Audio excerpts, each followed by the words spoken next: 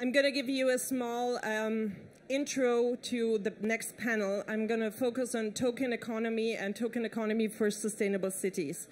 So the question is, why token economy? Why are we talking about tokens, not blockchain? I think we should move away talking about blockchain because the token is the killer application that is relevant to us. And blockchain is the enabler in the back end of this new internet called the Web3.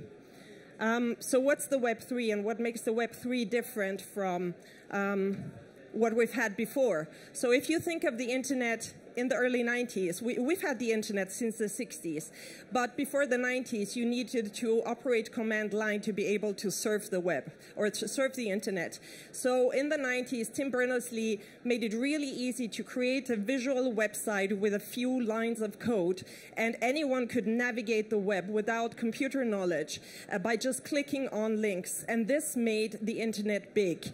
And this is what we call the information data highway because it really revolutionized information. The first applications were email and the internet. And it was the information economy that started to build on top of that. A bit later, 10 years later, we had a huge bubble, by the way. We're talking about bubbles. The same thing. Nobody had an idea what a website was, and people could raise a lot of money just by creating a random website. They would get millions. And a lot of the early websites would just say hello world because people could now create a website, but they still didn't have an idea what to write on that website. So it took around 10 years until this new information economy really matured into what we then called the Web 2. It wasn't a revolution, it was an evolution, and it all of a sudden made interactions bidirectional. You could write and read the internet easily without having to create your own website, because we had Wikipedia. You could just have your user account and contribute to Wikipedia. We had the knowledge platforms, the e-commerce platforms, the social networks. So it was a peer-to-peer economy that was created, but always with a middleman. And now we're entering the stage of the Web3. And the Web3 is about disintermediating the internet from those platforms. So we're moving away from the platform economy into a token economy. And this token economy is a back-end revolution and a front-end revolution at the same time. The back-end is the blockchain. Blockchain and similar technologies are simply new ways of distributed collective management of values and access rights. And these values and access rights are represented by tokens. Tokens are the atomic unit of this new Web3. So let's talk about tokens and not about blockchain, because the infrastructure, while it's important and necessary, is not as revolutionary as what we can do with tokens and how they might revolutionize our economy. So what is a token? Tokens are not a new thing for all English-speaking, native English speakers. Tokens can have existed for thousands of years. The early tokens were shells and coins that we used as units of account to exchange, to facilitate trade. But then any kind of jeton from the casino or bonus points, all these things, royalty programs, reward programs, all these things are tokens that represent some kind of asset in the physical or digital world. Tokens are also known from computing. In computing, tokens represent access rights, some operations that you can do with a computer, and some materialized computer tokens would be a QR code or a parcel tracking code. This is, you have the right to access your parcel. It gives you the right to board the plane. It's a token. It's not a new thing. It's not, as such, tokens are not a new thing at all. But we also know tokens from cognitive psychology. So in the 60s, there was this movement trying to incentivize behavior or change behavior of patients, especially in psychiatric facilities, by rewarding them with a special purpose token that these psychiatric patients could use to get special access to maybe watching television, etc., or special food. So it was a token to nudge or reward special behavior, just as Proof of work is a reward mechanism for nudging behavior in the Bitcoin network to make you contribute to the security of the network. So tokens are not a new thing. Why have they become such a big thing with blockchain? Because they combine access right management and value management and incentive management at very low operational costs. We can now, today, in the Web3, create a token with a few lines of code within a few minutes on a public infrastructure at very, very low costs. And that's the revolution. The token as such is not new, but the reduction of costs, the price decrease in managing values and access rights is quite amazing. Now, if you go to, the future is already here. I know there are a few VCs here, a few blockchain experts. So if you go to CoinMarketCap today, we have over 2,200 publicly traded tokens listed on CoinMarketCap. So this is happening. It's happening already. If you go on the Ethereum mainnet, if you go on Etherscan, you can see that over almost 200,000 token contracts have been issued on the Ethereum mainnet only. That does not include the testnet. That does not include other smart contract platforms, which means that this thing is happening and it's big, even though it's still in the early stages. The thing is, these tokens represent very different things. And when we read the news and when we talk about this new phenomenon, we often use very different terminology. Some people talk about crypto, some people talk about crypto assets, cryptocurrencies, whatever. I can just highly suggest to move away from these different words. In the end, they're just tokens. And within the tokens, we can now start to distinguish between a token that has currency aspects and tokens that have access right aspects. But the problem is we're trying to describe a new phenomenon with old terminology. So I think it would make sense to start talking about tokens and look at the different properties a token can have and then derive kind of categories of tokens based on that. So actually, I'm here today to launch my book, Token Economy. It's already available on Amazon, but Deutsche Telekom, together with this conference, has sponsored 300 books for conference attendees. So if you're interested to learn more about this, and you can sneak peek into this book. And one of the things you will see is that these tokens are simply rights management tool. A token contract is a smart contract that gives you rights to something you own or something somebody else owns and you can temporarily access. That's a token. It's a rights management tool. And it's collectively managed by a public infrastructure. When designing tokens, then investing in tokens, evaluating tokens, we need to ask ourselves what different properties can tokens have. And I think people have not done this. At our crypto economics research lab, we're trying to define token economics and token engineering from a design mechanism perspective. So if you're interested to understand these things, please have a look at the book. One of the most interesting aspects is to ask yourself, does the token have an expiry date or not? Is it fungible or not? Because we can create, one of the most interesting types of token nowadays are tokens that are not tradable on exchanges, but they're tied to your identity. We can do very interesting stuff with so-called non-fungible tokens, tokens that have special properties, that might have an expiry date, that might be tied to an identity, that might have limited tradability. Another interesting aspect is the incentive perspective. We have tokens today that represent an asset in the real or in the digital world. We can have gold tokens, etc. This is something we easily understand, but I think the more interesting aspect of tokens are the incentive tokens, or what I'd like to call the purpose-driven tokens, and there is also a chapter on that in my book. And Bitcoin in and of itself is a purpose-driven token. In order to have Bitcoin is a peer-to-peer payment network that is collectively managed by a network of untrusted actors. So in order to incentivize people to verify transactions in the truthful manner, we reward them with Bitcoin tokens. The design mechanism is highly complex. We cannot talk about this now. But it's a new type of value creation, what I like to refer to purpose-driven token. The purpose is to have a peer-to-peer payment network without banks.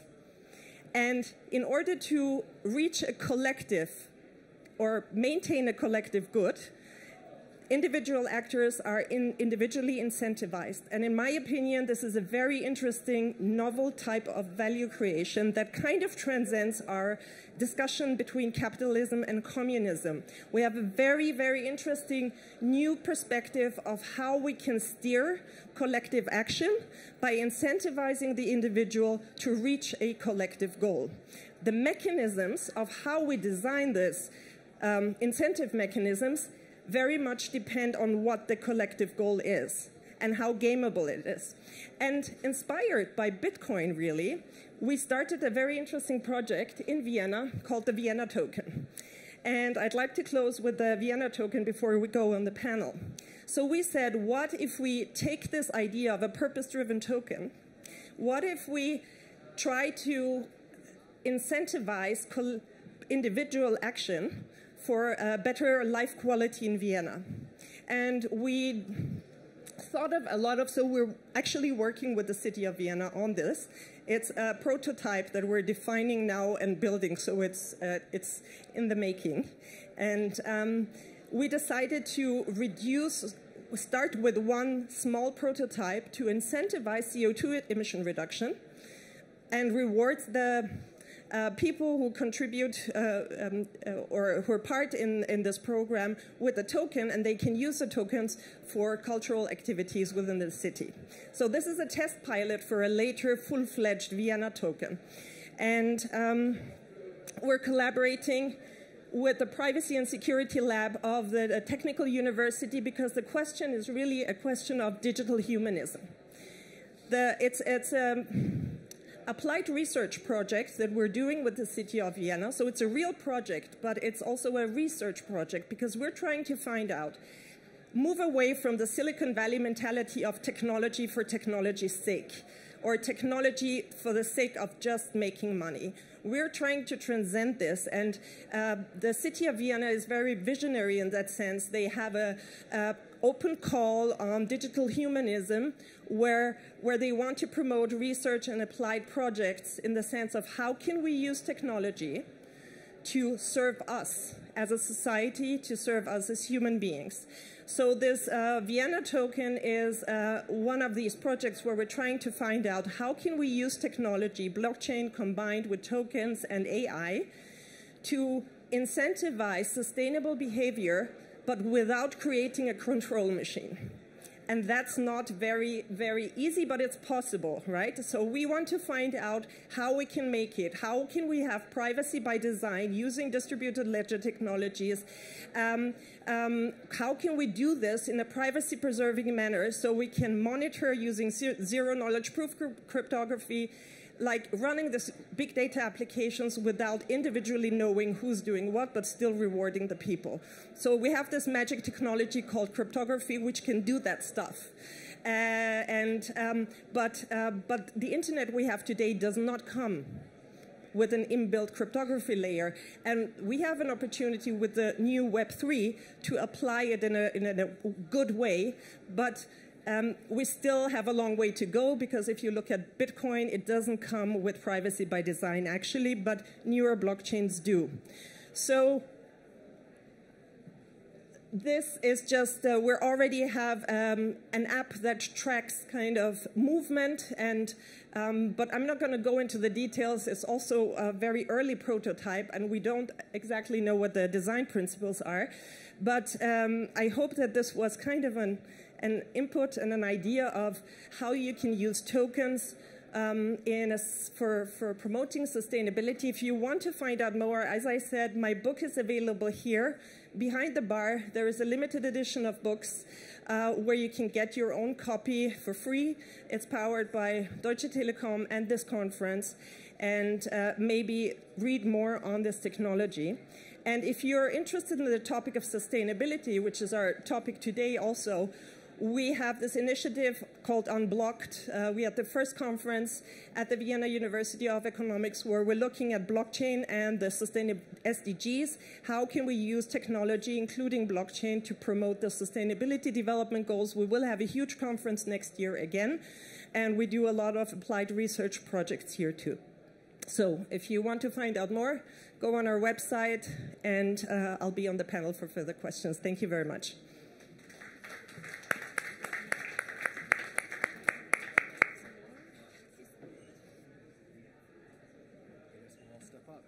Well done. Thank you.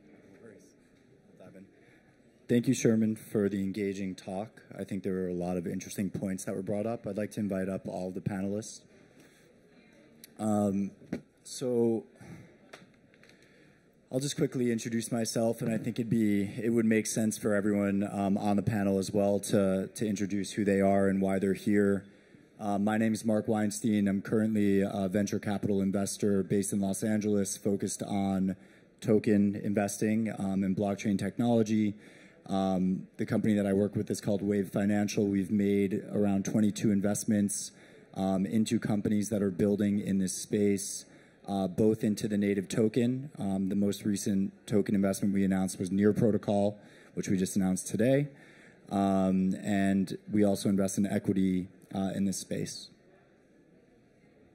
Shermin introduced herself, but continuing on. I'll continue. My name is Andreas Slettvoll. I'm from Norway. I'm founder and CEO of a company called Chooose, which is a climate action platform. We've been exploring thoughts pretty similar to the Vienna Token over the last couple of years. And I'll get into sort of the dynamics afterwards. I think it's a highly interesting concept that you're testing in Vienna. I'll also dive deeper afterwards in a keynote following this. But my name is Andreas. I'm from Norway, and the company is called Chooose. Thank you. I'm Sebnem Rusitschka from Freelio. Freelio is a free innovation collective. If you want to have an established term, we could call it venture capital. But we're here to literally rewire financial flows to make electricity free, because it's our basics. And for that, we're spinning off Electricity Fund, and probably we'll talk about it more. Yeah, that's me. Great. So I think, we were doing some discussing behind stage. And one important point I think that Shermin mentioned is the discussion around tokens versus blockchain. So often we hear, new entrants into the space, finance professionals in particular, who like to say, well, I really care about this blockchain thing, and I understand blockchain tech and how it's going to be revolutionary, but I don't get tokens.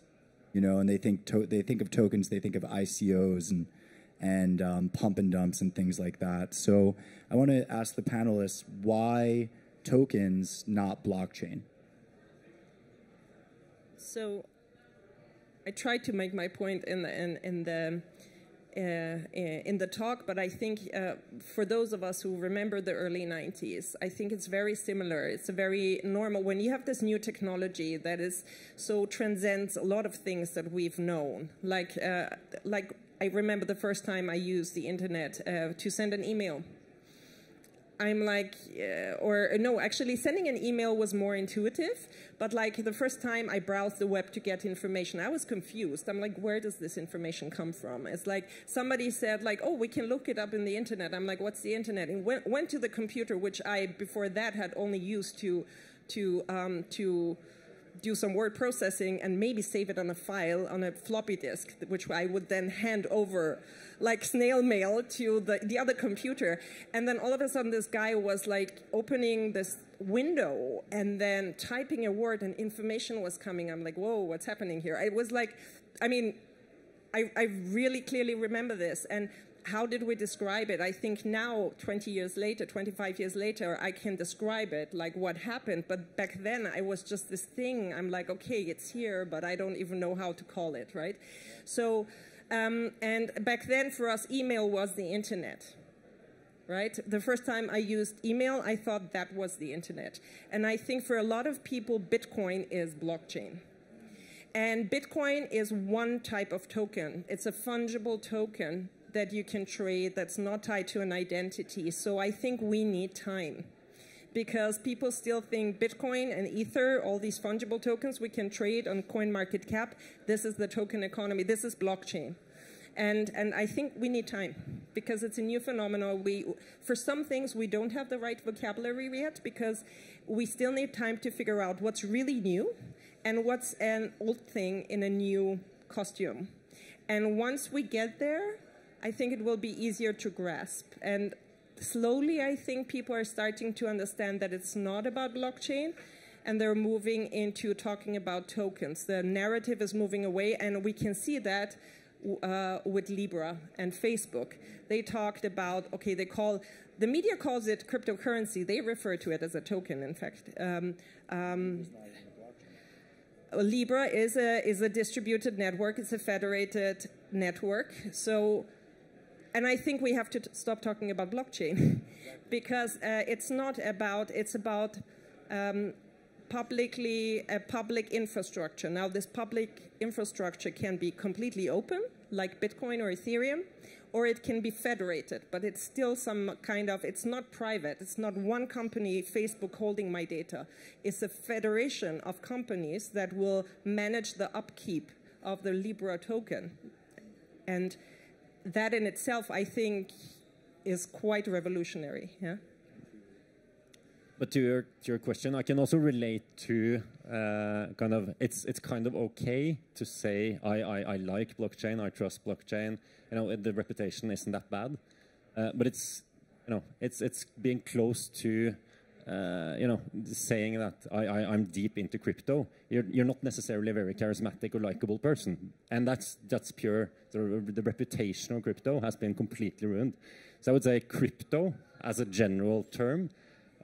Not tokens, but crypto has a huge image problem because huge uncharismatic fortunes have been made. It's been flashed. It doesn't feel kind of deserved, and then people dislike it, and you kind of distance yourself from it. Whereas blockchain, whether it's IBM or large corporates that we kind of trust, they have kind of embraced that and say this is important, this is the future. So blockchain as a term has some inbuilt trust. Crypto does not. To me, that is. As a layman, I would say, that's maybe the biggest issue, and which is, harming good tokens as well. So I really need to get in there because every new market is being gamed. I mean, CO2 certificates were the dirtiest markets back then when they were created. Really, billions of taxpayers' money went into CO2 certificates. Now it's cleared and regulated. The difference to tokens, blockchains, is basically not crypto, but cryptography. It's really the ability of the individual to lock up spaces in cyberspace, to basically own your digital assets, own assets that no one can take away from you. And it took me 4 years to understand that, although I'm a computer scientist and I'm a peer-to-peer expert. When I read the Bitcoin paper, I was like, oh my God, so inelegant, and I put it away, and that was the worst mistake I could do, right? So being an expert is actually a very bad thing. What else? Tokenizing energy, it's how I went into it. Like blockchain and using it as a distributed ledger, it was like, yeah, okay, you can make things more automated, but it's not, it doesn't get you anywhere. But when I understood that you can basically tokenize anything that you can measure, that you can prove the existence of through data. That data is a digital asset, and you can put it on a distributed ledger, which is just secured by cryptography. And it doesn't matter actually who holds it. Even bad guys like Marc Zuckerberg can hold the ledger, but we can still use it. I hope so. But we should still, keep very public infrastructures to our hearts and kind of get them off that worst images, like make them work on renewable energy, so that all of this, Bitcoin uses so much energy, bad images and so on go away. I think we should work on that, and it's really a great opportunity to be in this community. Great. So moving on from that question, I think, it sounds like we might have a PR problem with crypto.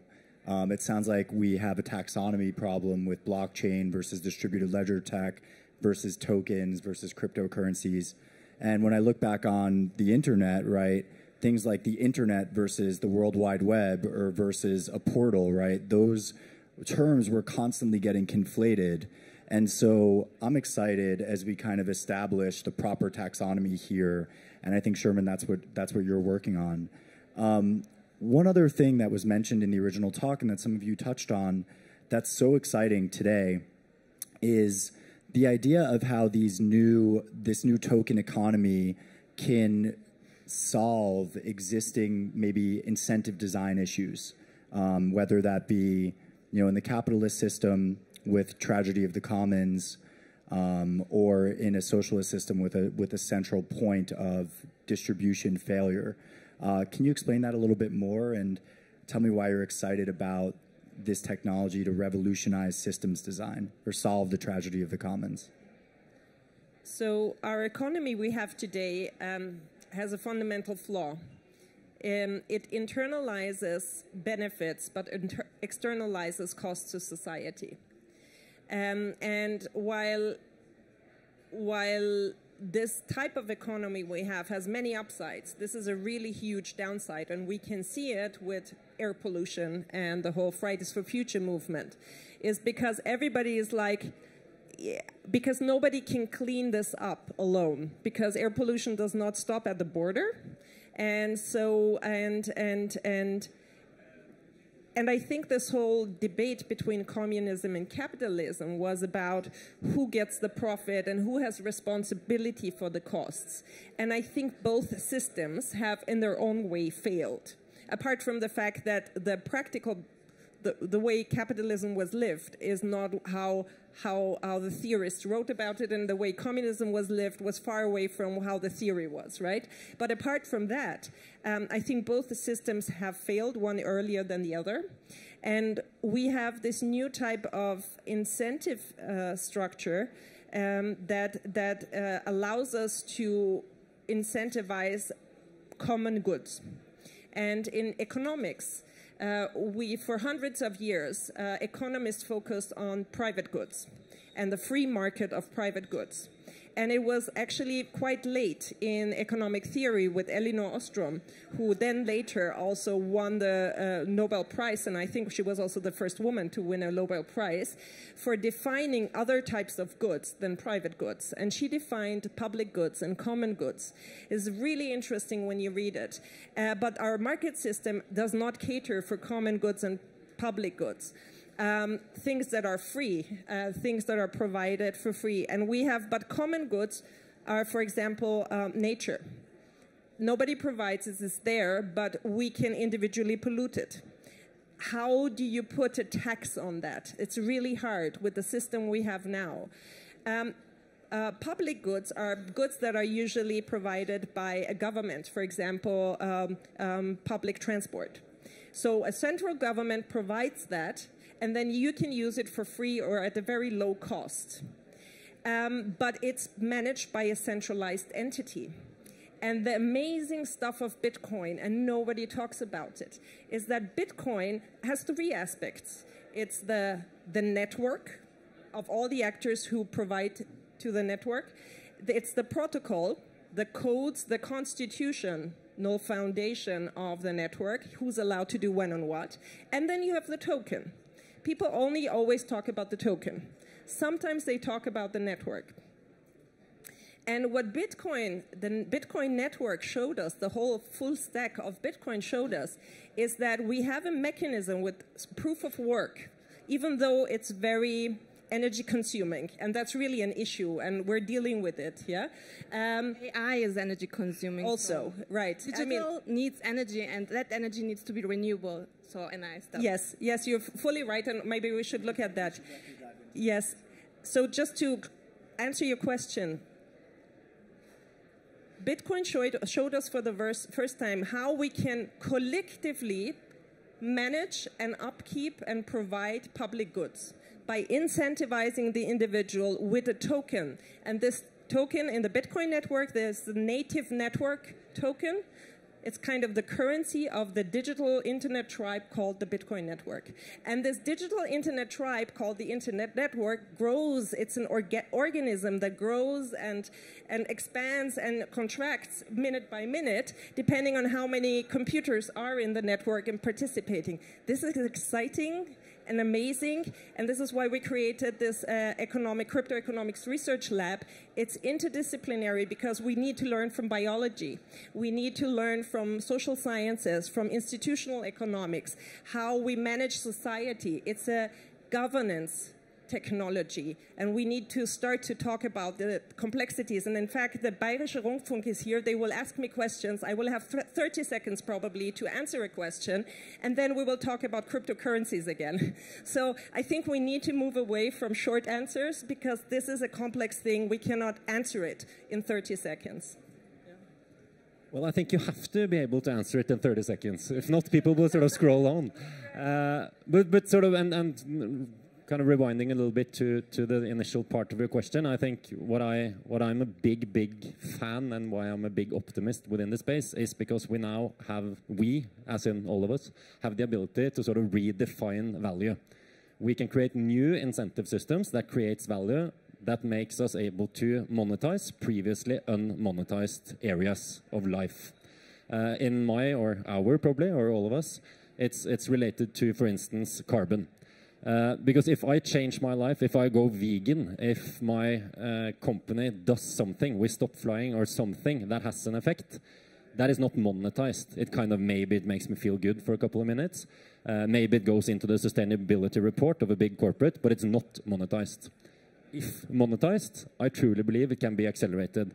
And back to sort of the question on tragedy of the commons, if we're able to redefine value, A, B, monetize the previously unmonetized, and C, create those incentives, whether it's gamification, whether it's more than 30 seconds, whether it's education, I don't know. But if you actually make people understand, and it actually starts with yourself, if I can earn more money by doing something good, I want to do it more. We are pretty basic, even though we're kind of complex as humans. But all in all, we're like 5-year-olds, you know. And I think we have to get back to sort of the 5-year-old psychology in order to create mass adoption and sort of avoid the tragedy of the commons. I'm with you all the way. And we need to, so we come from a frames of reference of scarcity, okay? That's what we have to change in our mindsets as well. I think just the token won't help. We really need to get to the space of we live in abundance, in such an abundance that we throw away 80% of our food, of our energy. And then on the other side, people don't have anything. Now we can use this global distributed ledger to actually account for all of the externalities, all of the values, and redistribute it in another way, in a more sustainable way. I know you're saying no. That's the thing. We'll get there with Q&A as well. I'm not talking about universal basic income. I'm talking about accounting for value and then redefining what we value. Seriously, I don't need a car. I don't need a Porsche. I love my skateboard at the moment, and I love cruising through the city where the Porsche is standing, literally there, and I overrun him. I love it, you know? And that's, I think it's a new generation coming, and they have this mindset, they live this mindset, and we're basically building the roads for them. Beautiful. So, you know, we talked a little bit about the stack, right? The participants in the network, the smart contract programming language itself, and the protocol, and then the token. So these kind of the protocol layer programs different incentives. And Shermin, you discussed incentives earlier. Can you guys talk to me about some new models, some new token models? Obviously in Bitcoin, proof of work means that they run some mathematics and they receive Bitcoin in return for doing that. They order blocks of transactions, et cetera. But what other kind of revolutionary token models are out there?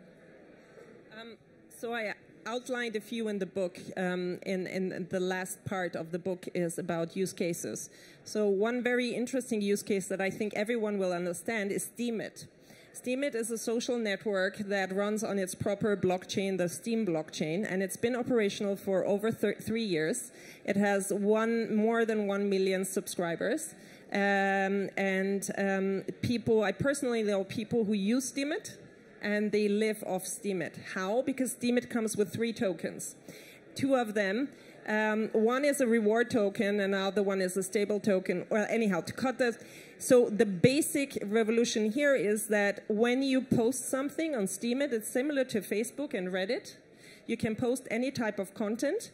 And when you post the content and somebody likes or upvotes that content, you can get paid in Steem tokens. And these Steem tokens get minted upon proof of participation in the network.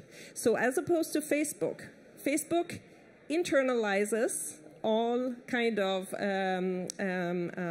revenues, and you contribute with work to the network, but they don't give you money. They even steal your data, kind of, right? So Steemit is very interesting, and of course it's only 1 million people worldwide using it, but MySpace was only used by a few 100,000 people worldwide, or a few million people before Facebook came, right? So you can incentivize social media contribution. Now, Steemit has some design flaws, fundamental. I don't think Steemit will be the next tokenized social media. It will probably be another one. Maybe Facebook moving into that, but probably not. Another one is the basic attention token. Actually, basic attention token, very interesting. We met the chief scientist who will have a talk now on basic attention token and the Brave browser. It's basically a privacy-preserving browser that has a connection to the Web3. Because the browsers you use today is an application on your computer or on your mobile phone that is connected to a server. But a Web3 browser is connected to the blockchain. It communicates with the blockchain. It comes with the blockchain wallet. And the Brave browser has the Brave tokens, and it's an attention token that is designed in a way that you get paid for watching ads. I'm simplifying, it's a bit more complex, but it's reversing the role of the marketer and the marketeer. It's disintermediating all the marketing people in between, and all the data is collected privately in your browser, so they can run big data applications and do targeted advertising, but no single company has your data. And this is amazing. This would be the 2, and the CO2 tokens, for example, would be another example. Yeah, you just stole my examples. No, but I completely agree. And just to add slightly to that, I think what is extremely interesting about like basic attention token is that you take sort of the most well-functioning sort of financial models for large corporates and you flip it completely upside down and take it back to the user. Those will work, whether it's going to be that or something else, I don't know. But I'm very fond of those because you turn everything upside down to the benefit of me. Then it's personal, and that's important. So, as said, I don't even think about the blockchain layer anymore. We need a ledger. It needs to be global, but then we can really create. We can solve the problems that were unsolvable because they didn't pay off in the old system, like, for example, rural electrification in developing nations. After 150 years of electrification, people on Earth, 1 billion, 1 in 9, still don't have electricity. You know, shame on us, right? And why? Because it doesn't pay off. Well, that is changing through abundance, okay? Because we don't have to extract oil that isn't there. We can use the sun that shines on Africa. So it's super interesting, but still, we can't convince the finance people. Literally, we say, if we tokenize all of the solar parks globally, we can connect global south with the global north, and it's gonna give us tranches that we can program according to your desire. How much return do you want? How much social return do you want? How much environmental return do you want? We can program it. And then the finance guys come in, hey, it's super cool, quant managed fund, let's go for it. But kick first out Bangladesh and Mali. And we're like, no, you're kicked out. Because that's what we are disintermediating. We disintermediate people who extract value. We get in everything who create value, and that creates value, which is renewables, for example. So that was my pitch. Got it. Thanks for allowing. As you can see, there's a lot of optimism and excitement around socially and structurally how this technology can revolutionize the world. Of course, there's challenges. I would have liked to dive a little bit deeper into those as well, but I think we're out of time. So thank you to the panelists. You know, there's a ton of research out there on new token models. I encourage you to dive deeper. I encourage you to check out Shermin's book, which I look forward to reading. And yeah, let's open it up to Q&A.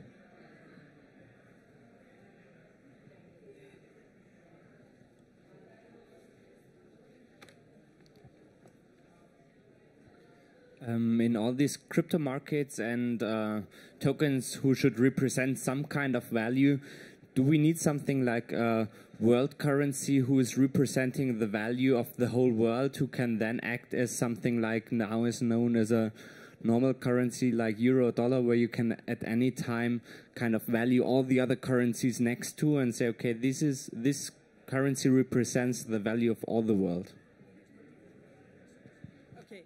So very short answer, long answer is in the book. Short answer, sorry, it's like, but the short answer is, why should we have one currency when we have a free market? We have free market of goods and services. We don't have a free market of values represented or quasi-currencies. So I think the amazing stuff with tokenization is that any real asset and physical asset and a digital asset can now be a parallel currency, and I think will move away from a failure of the state when we democratize money as we know it. And the question is, we needed centralized currencies up until now, and you can read why, but I think we might not need it powered by blockchain tokens or crypto tokens and AI algorithms that facilitate a digital barter economy with tokenized representatives of any goods and assets and services that we have. So tokenizing real-world assets is basically how we program digital monies, and we're going to have 1,000 of them. So that, unfortunately, I thought we had time for Q&A, but that's it for now. So thank you to our panelists. Thank you. $270 trillion to $400 trillion of assets globally that can be tokenized. And we can talk. I have some thoughts on your question as well. We could talk after. Cheers. Thank you, guys. Look forward to reading the book.